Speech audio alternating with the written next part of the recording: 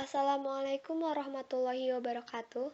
Kami dari kelompok 3, kelas C, akan menjelaskan mengenai speech disorder dan autism spectrum disorder.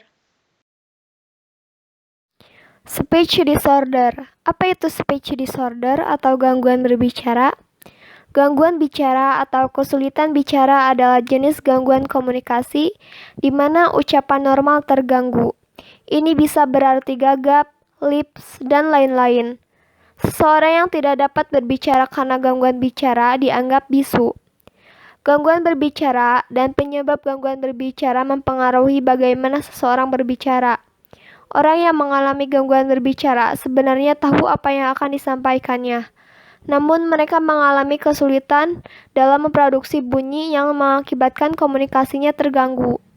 Dalam studi tentang gangguan bahasa dan bicara, speech language pathology, secara umum gangguan berbicara meliputi gangguan kepasihan, gangguan artikulasi, dan gangguan suara. Baik, slide kedua. 1. Gangguan kepasihan. Penderita yang mengalami gangguan kepasihan berbicara atau fluency disorder biasanya mengalami kegagapan pengulangan kata-kata, latah, memperpanjang bunyi, silaba, atau kata tertentu. Gangguan kepasihan umum terjadi pada anak-anak, misalnya menambahkan bunyi oh, mengganti kalimat, mengulangi frasa, atau mengulangi bunyi. Seiring bertambahnya usia dan pengetahuannya tentang bahasa, gangguan kepasihan tersebut bisa hilang. Gagap biasanya diderita oleh anak-anak dan biasanya hilang seiring pertambahan usianya. Selain gangguan komunikasi, orang yang mengalami kegagapan juga dapat mengalami gangguan psikologis seperti minder dan enggan bergaul. Baik, lanjut slide ketiga. 2. Gangguan artikulasi. Artikulasi bunyi melibatkan organ bicara seperti lidah, gigi, bibir, dan palatal. Gangguan artikulasi dapat diakibatkan oleh kanker mulut dan tenggorokan, kecelakaan, bawaan lahir seperti celah bibir, atau faktor lain yang mengakibatkan rusaknya organ bicara. Orang yang mengalami gangguan artikulasi biasanya bermasalah dalam melafalkan bunyi atau melafalkan bunyi dengan keliru. Perubahan bunyi B menjadi W, seperti pada pelafalan wambut untuk kata rambut. Beberapa kesalahan artikulasi juga dipengaruhi oleh faktor bahasa ibu dan dialek daerah. Gangguan artikulasi pada anak-anak masih dianggap normal. Namun, seiring perkembangannya, jika gangguan artikulasi masih terjadi, maka hal tersebut sudah dapat dianggap sebagai sebuah kelainan atau penyakit. Walaupun gangguan artikulasi pada anak-anak tidak menghambatnya dalam berkomunikasi, namun pada usia sekolah biasanya mereka menjadi bahan tertawaan teman-temannya. Baik, slide berikutnya. 3. Gangguan suara. Gangguan suara meliputi gangguan nada, gangguan kualitas bunyi, dan gangguan kenyaringan. Gangguan suara biasanya dapat berupa kemonotonan nada, parau, serak, bunyi yang terlalu rendah atau terlalu tinggi, atau kualitas bunyi nasal seseorang. Gangguan suara dapat diakibatkan oleh kecelakaan, kerusakan, atau penyakit pada tenggorokan. Kerusakan atau penyakit pada tenggorokan dapat menyebabkan pita suara tidak bekerja dengan baik, sehingga menyebabkan gangguan suara. Spasmodic dysphonia merupakan gangguan suara disebabkan oleh kerjanya pita suara. Hal tersebut mengganggu aliran udara pada pita suara sehingga menghasilkan bunyi tersendat, gemetar, suara merintih. Kejang pada pita suara juga dapat menyebabkan aponia atau kehilangan suara. Puberfonia, rentang suara yang terlalu tinggi, dan disfonia, penurunan kualitas suara. Selanjutnya slide kelima. Penanganan gangguan bicara diawali dengan identifikasi pasien, seperti riwayat kesehatan, kemampuan bicara, kemampuan mendengar, kemampuan kognitif, dan kemampuan berkomunikasi. Kemudian penanganan dilanjutkan dengan diagnosis gangguan yang dialami pasien. Setelah hasil diagnosis didapat, barulah diterapkan terapi yang tepat untuk pasien. 1. Terapi bicara, biasanya menggunakan audio atau video dan cermin. Setelah pasien mengetahui gangguan yang dideritanya, terapi kemudian mengajarkan kemampuan berbicara dengan pendekatan bermain boneka, bermain peran, memasangkan gambar atau kartu, Terapi bicara orang dewasa biasanya menggunakan metode langsung, yaitu melalui latihan dan praktek. Terapi artikulasi pada gangguan suara. Terapi berfokus pada bagian menghasilkan bunyi yang baik dan memperbaiki tingkah laku yang mengakibatkan gangguan vokal. 2. Terapi oral motorik. Terapi ini menggunakan latihan yang tidak melibatkan proses bicara seperti minum melalui sedotan, meniup balon, atau meniup trompet. Latihan ini bertujuan untuk melatih dan memperkuat otot yang digunakan untuk berbicara. 3. Terapi berbasis komputer. Seiring perkembangan teknologi, para ahli patologi bahasa dan bicara mengembangkan berbagai piranti lunak yang dapat membantu proses terapi gangguan bicara. Di antaranya, TinyEye merupakan piranti lunak yang memungkinkan terapi bicara dapat dilakukan dari jarak jauh. Metode yang digunakan pada piranti ini sama dengan metode yang dipakai pada terapi tatap muka. Selanjutnya, Fast Forward merupakan piranti lunak yang dirancang berdasarkan masalah pada proses pendengaran. Piranti ini menggunakan permainan yang dirancang untuk memperlambat tempo suara sehingga memungkinkan pengguna untuk membedakan bunyi. Twist, Technology with Innovative Speech Therapy, merupakan piranti lunak yang dikembangkan untuk terapi berbicara bagi penderita stroke, penderita gegar otak, penderita penyakit degeneratif saraf, dan anak-anak yang mengalami gangguan berbicara. Selanjutnya, penyebab speech disorder. Dalam kebanyakan kasus, penyebabnya tidak diketahui. Namun, ada berbagai penyebab yang diketahui dari gangguan bicara, seperti gangguan pendengaran, gangguan neurologis, cedera otak, peningkatan ketegangan mental, bullying terus-menerus, disabilitas intelektual, gangguan penggunaan zat, gangguan fisik seperti bibir dan langit-langit sumbing, dan penyalahgunaan vokal. Efek sosial. Menderita gangguan bicara dapat memiliki efek sosial yang negatif, terutama di kalangan anak kecil. Mereka yang memiliki gangguan bicara dapat menjadi sasaran bullying karena gangguan tersebut. Penindasan tersebut dapat mengakibatkan penurunan harga diri. Selanjutnya ada gejala dari gangguan bicara pada anak. Gangguan bicara pada anak sangat bervariasi tergantung pada penyebab dan tingkat keparahan gangguan tersebut. Anak dapat mengalami beberapa kelainan bicara dengan gejala berbeda. Anak dengan satu atau lebih gangguan bicara mungkin mengalami gejala berikut. 1. Suara berulang yang sering paling terlihat pada orang yang gagap. 2. Menambahkan suara dan kata-kata ekstra. 3. Kata-kata yang memanjang. 4. Membuat gerakan tersentak-sentak saat berbicara, biasanya melibatkan kepala. 5. Berkedip beberapa kali saat berbicara. 6. Frustasi terlihat ketika mencoba berkomunikasi. 7. Sering terdapat jeda saat berbicara. 8. Suara mendistori saat berbicara. 9. Suara serak atau berbicara dengan suara serak. Selanjutnya, cara menangani anak yang mengalami gangguan bicara. Penanganan pada anak yang mengalami gangguan bicara juga bervariasi, tergantung pada jenis gangguan. Dokter biasanya akan menyarankan terapi bicara pada anak. Seorang terapis profesional akan memandu anak Anda melalui latihan yang berfungsi untuk memperkuat otot-otot di wajah dan tenggorokan Anda. Dengan terapi ini, anak juga akan belajar mengendalikan pernapasan saat berbicara, sehingga speech delay juga akan berkurang. Latihan penguatan otot dan pernapasan tersebut membantu meningkatkan suara dan jumlah kosakata. Anak dengan gangguan bicara juga akan belajar cara untuk berlatih bicara yang lebih lancar dengan bantuan terapi bicara. Itulah sebabnya penting untuk melibatkan terapis profesional. Karena kedua jenis gangguan perkembangan bicara tersebut merupakan dua hal yang berbeda, maka penanganannya pun tidak sama. Bila masih ada yang diragukan, berkonsultasilah dengan dokter untuk mendapatkan metode penanganan yang tepat. Banyak dari jenis gangguan ini dapat diobati dengan terapi bicara.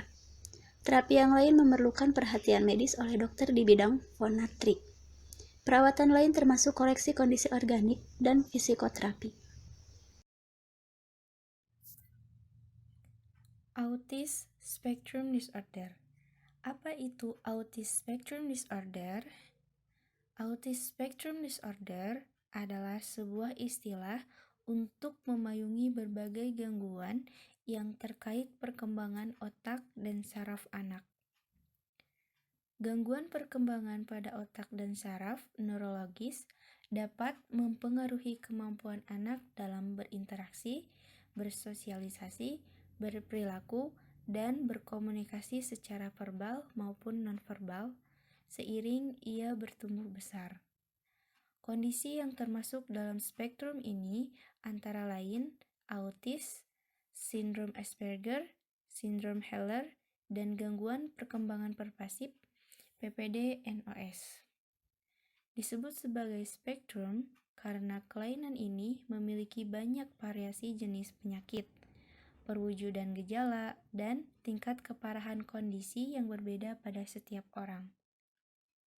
Artinya, satu anak yang mengalami satu jenis autism spectrum disorder mungkin memiliki gejala yang berbeda dengan anak lainnya, yang mungkin mengidap penyakit sama atau gangguan lainnya dalam spektrum tersebut.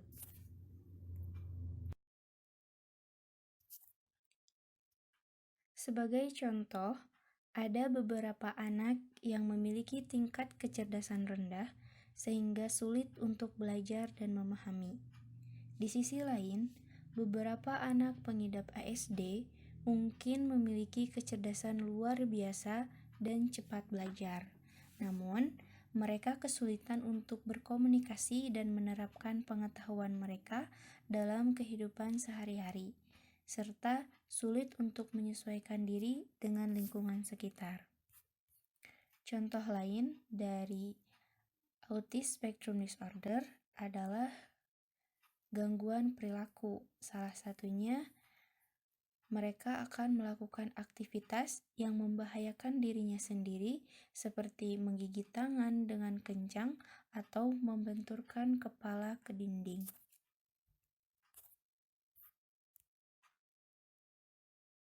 Tanda dan gejala Autism Spectrum Disorder yang disingkat ASD. Yang pertama ada gangguan kemampuan sosial.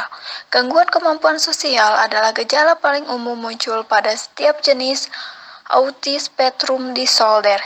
Contoh masalah sosial yang umumnya dihadapi anak dengan ASD yaitu yang pertama, saat usia menginjak 1 tahun, anak tampak tidak mampu memberi respon ketika berinteraksi. Misalnya, segera menoleh ketika namanya dipanggil. Yang kedua, anak kerap kali menghindari kontak mata dengan orang lain. Contoh yang ketiga, si kecil tidak suka bermain sendiri dan tidak mau berbagi sesuatu dengan orang lain. Yang keempat, anak mungkin berinteraksi namun terbatas pada hal-hal tertentu yang ia inginkan. Yang kelima, anak kesulitan mengekspresikan emosi dan memahami perasaan orang lain dengan baik. Autism Spectrum Disorder juga membuat bayi sulit berinteraksi dengan orang lain. Contohnya, menyalin kata-kata yang diucapkan orang lain atau mengikuti gerakan orang lain seperti bertepuk tangan dan melambai. Ketika ia bertambah besar, ia mungkin tidak mengerti bagaimana caranya menjalin pertemanan karena ia sendiri cenderung tidak ingin melakukan kontak fisik dengan orang lain seperti dipeluk atau memeluk. Dilanjut gangguan yang kedua yaitu gangguan keterampilan berkomunikasi. Anak dengan GSA juga cenderung memiliki keterampilan berkomunikasi yang terhambat ketimbang anak-anak lain sepantaran. Satu studi bahkan mengungkapkan sekitar 40% anak dengan kondisi ini tidak berbicara sama sekali, tetapi tidak bisu. Masalah berkomunikasi yang sering dihadapi anak dengan ASD antara lain. Yang pertama ada sering mengulang kata atau frasa berulang-ulang saat berbicara. Yang kedua, kadang menjawab sesuatu yang tidak sesuai dengan pertanyaan yang diajukan. Yang ketiga, saat berbicara, gerak tubuh kadang tidak mengikuti. Contohnya, mengucapkan selamat tinggal tanpa melambaikan tangan. Yang keempat, nada ketika berbicara datar atau terkesan seperti bernyanyi. Yang kelima, tidak mengerti lelucon yang diutarakan orang lain maupun melontarkannya sendiri. Yang keenam, alih-alih menjawab pertanyaan, Anak kerap kali mengulang pertanyaan yang diajukan seperti orang lain. Yang terakhir, tidak bisa memahami gerakan, bahasa tubuh, dan nada suara. Tanda dan gangguan yang ketiga ada minat dan perilaku yang tidak biasa. Anak yang terkena autism spectrum disorder kadang menunjukkan perilaku dan minat yang biasanya tidak dilakukan anak lain di usianya. Seperti yang pertama, menyukai bagian tertentu dari suatu objek, seperti roda pada mobil mainan. Yang kedua, sering mengulutkan suatu benda sangat rapi dan terorganisir. Yang ketiga, melakukan gerakan berulang yang melibatkan satu atau seluruh bagian tubuh. Contohnya, mengepakkan tangan, berlari berputar-putar, mengayunkan tubuh ke sisi kanan dan kiri. Yang keempat, melakukan suatu kegiatan berulang seperti mematikan dan menyalakan lampu. Yang terakhir, merasa kegiatan yang dilakukan harus berjalan lancar dan rutin. Jika ada kegiatan lain yang tidak biasanya dilakukan, ia akan marah, kesal, ataupun menangis. Gejala lain yang mungkin terjadi, selain kemampuan berkomunikasi dan sosial yang kurang baik, anak dengan autism spectrum disorder juga menunjukkan gejala lainnya seperti yang pertama, hiperaktif atau sangat aktif dan kadang bertindak tanpa berpikir panjang atau impulsif. Yang kedua, mudah marah dan kadang melakukan hal yang bisa melukai dirinya. Yang ketiga, sangat sensitif dengan berbagai hal seperti bau, suara, rasa yang dianggap normal oleh orang lain. Yang keempat, kadang memiliki kebiasaan makan yang tidak biasa, yaitu makan tembok, rambut, ataupun tanah. Yang kelima, tidak takut pada hal-hal yang membahayakan atau sangat takut pada hal yang tidak berbahaya.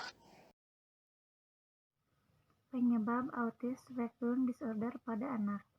Ilmuwan tidak mengetahui penyebab pasti dari autism spectrum disorder. Namun, mereka sepakat bahwa perkembangan kelainan ini dapat dipengaruhi oleh faktor genetik dan lingkungan sejak dalam kandungan. Rangkuman beberapa studi menyatakan bahwa autisme dapat menjadi hasil dari gangguan pertumbuhan otak di awal masa perkembangan janin.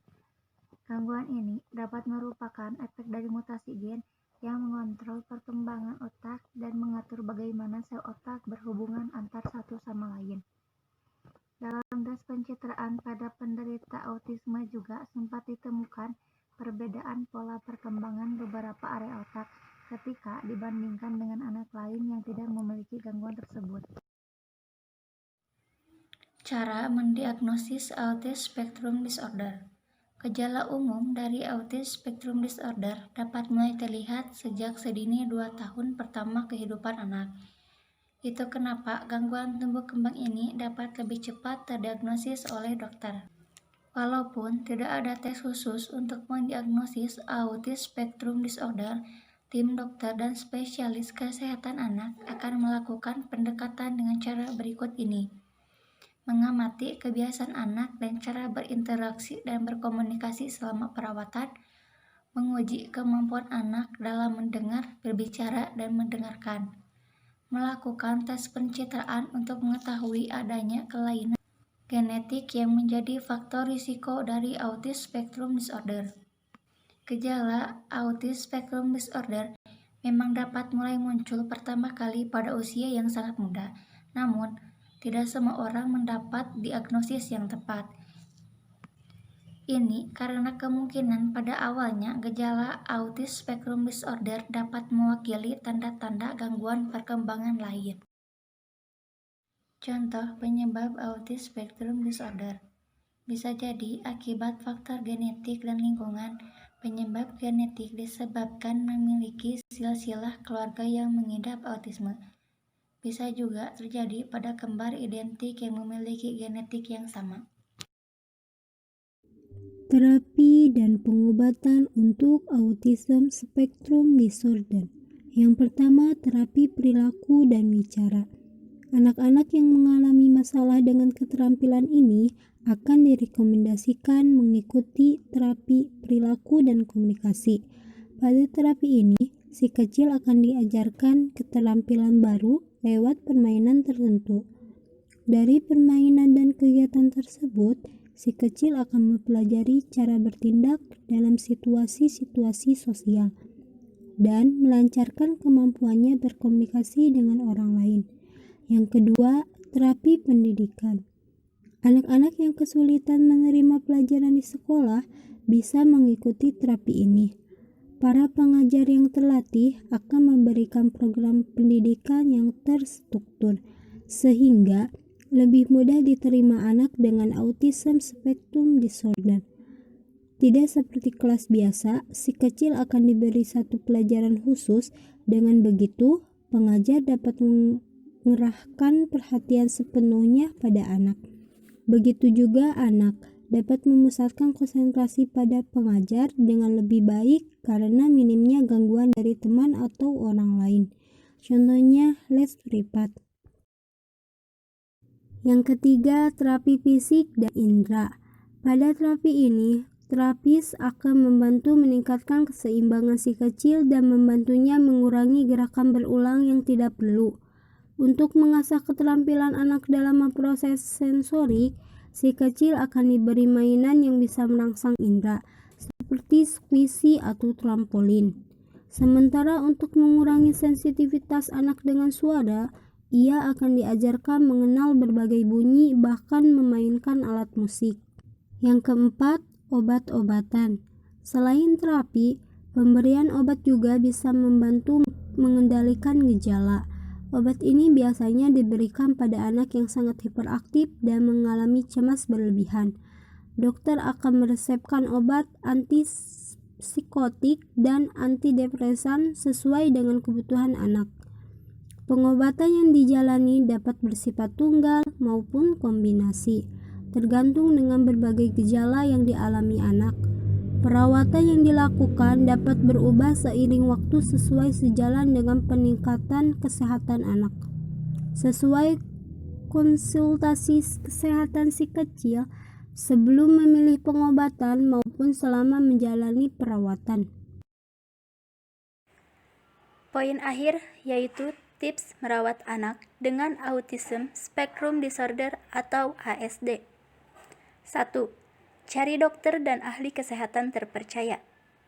ASD memengaruhi kehidupan anak dalam berbagai hal, baik sosial, pendidikan, maupun kehidupan pribadinya.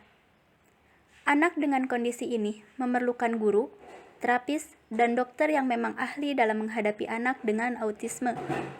Dokter dan terapis dapat bekerja sama untuk mengendalikan gejala GSA yang dialami anak sehingga ia bisa berinteraksi dan bersosialisasi dengan lebih baik.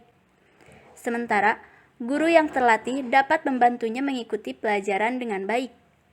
Anda bisa meminta rekomendasi dokter maupun terapis spesialis dari dokter yang sebelumnya menangani kondisi anak.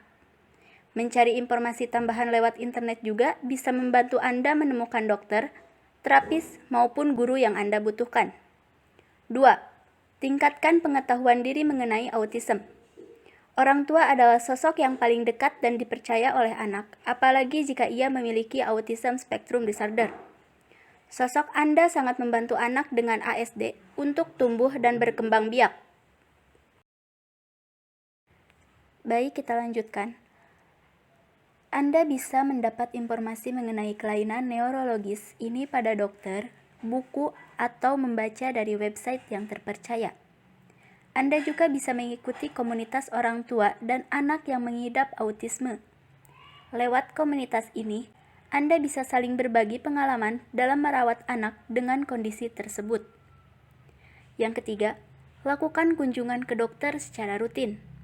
Anak dengan Autism Spectrum Disorder bisa mendapatkan perawatan yang berbeda-beda. Ini tergantung dengan keparahan gejala. Jika pengobatan berjalan dengan lancar dan kondisi anak semakin membaik, perawatan tertentu mungkin saja bisa dihentikan, misalnya penggunaan obat-obatan. Yang terakhir, perlu luangkan waktu untuk anak dan diri sendiri. Membantu anak mengurangi keparahan gejala tidak hanya tugas dari guru, dokter, maupun terapis saja. Anda sebagai sosok yang paling dekat dengan anak juga perlu meluangkan waktu lebih banyak untuk dirinya. Ini dilakukan agar Anda dan si kecil dapat mengenal satu sama lain lebih dalam. Namun, jangan lupa bahwa merawat anak dengan autism spectrum disorder pasti membuat Anda lelah. Luangkan juga waktu untuk melepaskan penat dan stres, seperti melakukan hal yang disukai. Bicarakan hal ini dengan pasangan supaya Anda dapat bergantian menjaga si kecil. Terima kasih atas perhatiannya. Demikianlah beberapa hal yang bisa kami sampaikan.